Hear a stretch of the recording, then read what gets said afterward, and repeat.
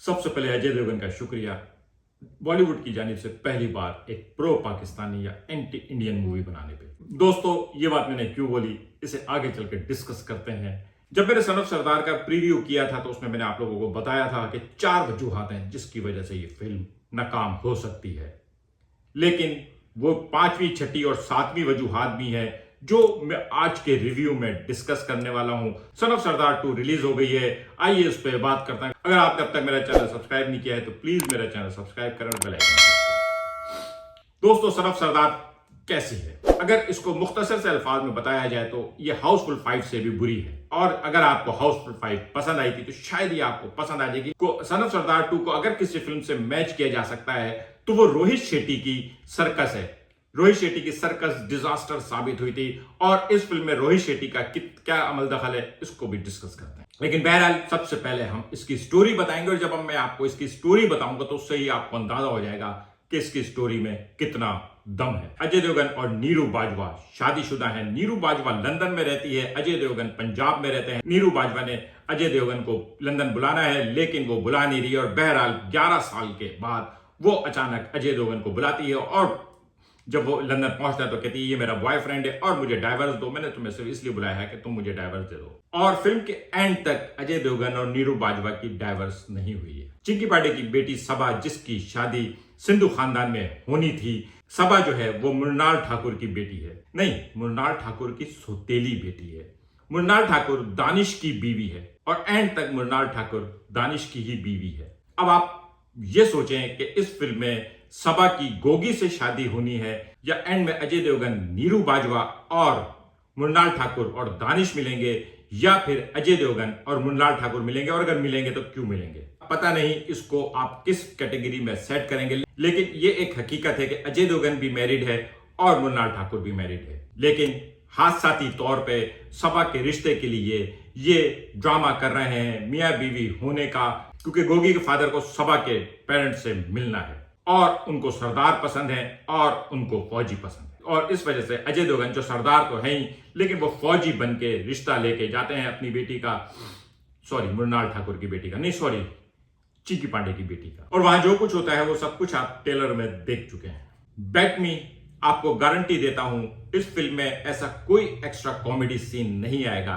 जो ट्रेलर में मौजूद नहीं है। एक सीन है जब अजय देवगन ने बॉर्डर का किस्सा सुनाया है, तो ट्रेलर में वो पूरा नहीं है, बल्कि एंड में वो वापस आके जब पाकिस्तान की कामयाबी के किस्से सुनाता है, वहां शायद आपको थोड़ी सी बेसाख्ता हंसी आ जाए, क्योंकि वो जो टेम्पो था इंडिया की जीत के किस्से सुनाने का, और उसमें अचानक पाकिस्तान के जीतने के किस्से सुनाने पे आना, वहां पे जो 360 का टर्न था वो आपको थोड़ा सा मजा देगा। और अगर इस फिल्म में दूसरी कोई चीज मजेदार आपको लगेगी तो वो है पाकिस्तान और इंडिया की नोक झोंक।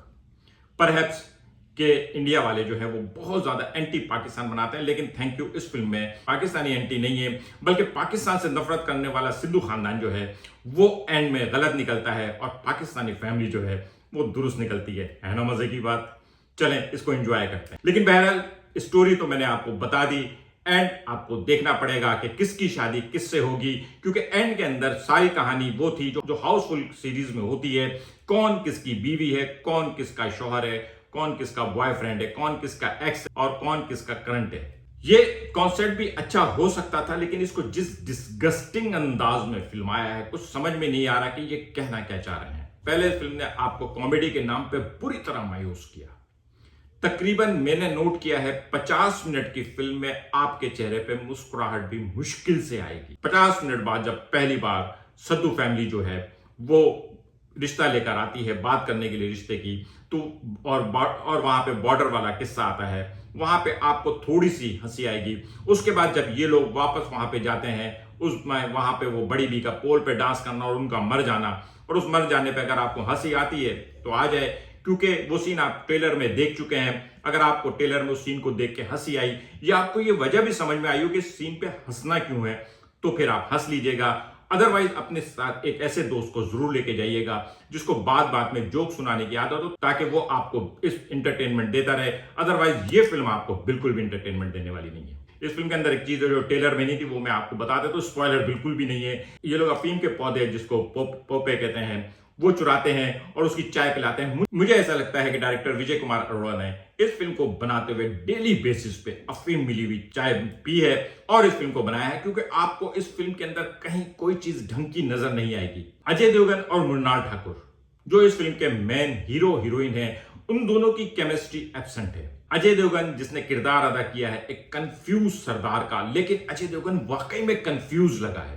लग ही नहीं रहा है कि ये वही अजय देवगन है जिसकी कॉमेडी सीरीज में हम गोलमाल देख चुके हैं, जिसके सन ऑफ सरदार का पार्ट 1 था और उसके अलावा ऑल द बेस्ट वाला अजय देवगन हमें कहीं नजर नहीं आएगा। अजय देवगन ने कॉमेडी करने की इंतहाई नाकाम कोशिश की, या अजय देवगन को एक ही मखसूस अंदाज की कॉमेडी आती है और अजय देवगन ने उसको वही सब कुछ रिपीट करने की कोशिश की। लेकिन गोलमाल सीरीज में जो मजा है वो अजय देवगन की ताकत है, उंगली वगैरह, लेकिन इसमें वो सब कुछ भी नहीं है, एक्शन भी नहीं है।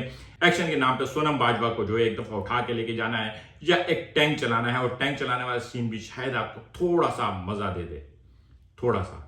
वो भी ये है कि आपको जबरदस्ती हंसना पड़ेगा क्योंकि आपने एक टिकट लिया हुआ है, पॉपकॉर्न और पेप्सी के साथ आपको अच्छा खासा खर्चा हुआ है, तो आप अगर फिल्म पे नहीं हंसे तो आप अपने ऊपर तो हंस सकते हैं। ही कहां फंस गए।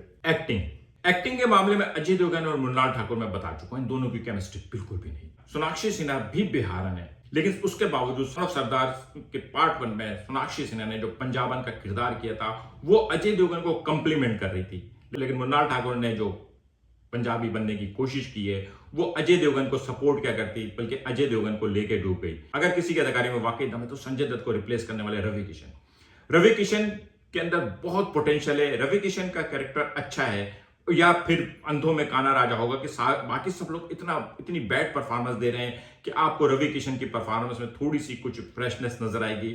लेकिन बहरहाल रवि किशन को भी उस लेवल पे इस्तेमाल नहीं किया गया जिस पे उसको इस्तेमाल किया जा सकता था। बाकी जो सपोर्ट कास्ट है वो सब के सब ऐसा लग रहा है जैसे जबरदस्ती कॉमेडी करने की कोशिश कर रहे हैं। डाकू ने कनपट्टी पे एक बंदूक रख के कहा है लतीफा सुनाओ, और बंदा रोते हुए लतीफा सुना रहा है। चाहे कुबरा सेठ हो, दीपक डोबरियाल हो, शरद सक्सेना हो, इन सब की एक्टिंग जो है आपको मायूस करेगी। अलबत्ता मुकलदेव, टोनी और विंदु दारा सिंह टीटू, इन्होंने एग्जैक्ट रिपीट की है वही परफॉर्मेंस जो सन ऑफ सरदार में थी। और अगर कोई चीज सन ऑफ सरदार 2 को सन ऑफ सरदार 1 से कनेक्ट करती है तो वो टोनी और टीटू हैं। कहीं कहीं आपको इस मजा आएगा जब टोनी और टीटू अजय देवगन के फौजी होने पे शक करते हैं। बहरहाल कहीं कहीं बीच बीच में आपको हल्की सी स्माइल तो आई जाएगी, लेकिन बहरहाल अगर आप ये सोचें कि आप खिलखिला के हंस पड़े तो शायद पूरी फिल्म में एक ही सिचुएशन आएगी जहां पे आप खिलखिला के हंसेंगे, और वो बॉर्डर का जो किस्सा सुनाया अजय देवगन ने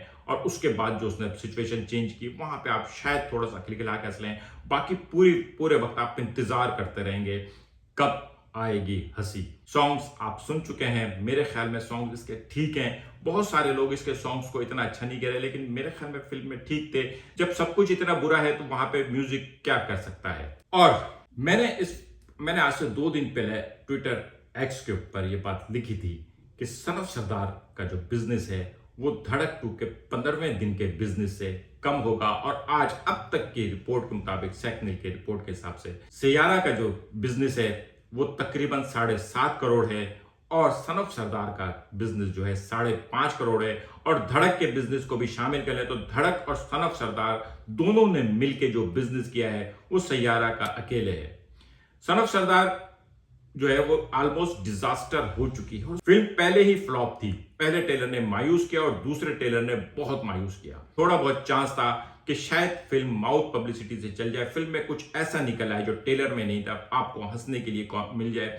लेकिन आज इसकी रिलीज ने वो जो कहते हैं ना रिटर्न ऑफ द वॉल, तो इसका डिजास्टर होना रिटर्न ऑफ द वॉल है, क्योंकि ऑडियंस देखने आ नहीं रही, और जो आ गई है वो जाके लोगों को हाथ जोड़ के कहेगी कि भाई मत जाना, सैयारा दोबारा देख लो। अगर आप इस फिल्म को सिनेमा पे देखने की प्लानिंग कर रहे हैं तो आप अपने इरादे को रिविजिट कर लें। कोई बहुत सारी और फिल्में, बल्कि मेरे ख्याल में इससे कहीं बेहतर होगा कि अगर आप धड़क 2 देख लें तो वो ज्यादा बेहतर होगा। आज का वीलॉग कैसा लगा कमेंट करके बताइएगा।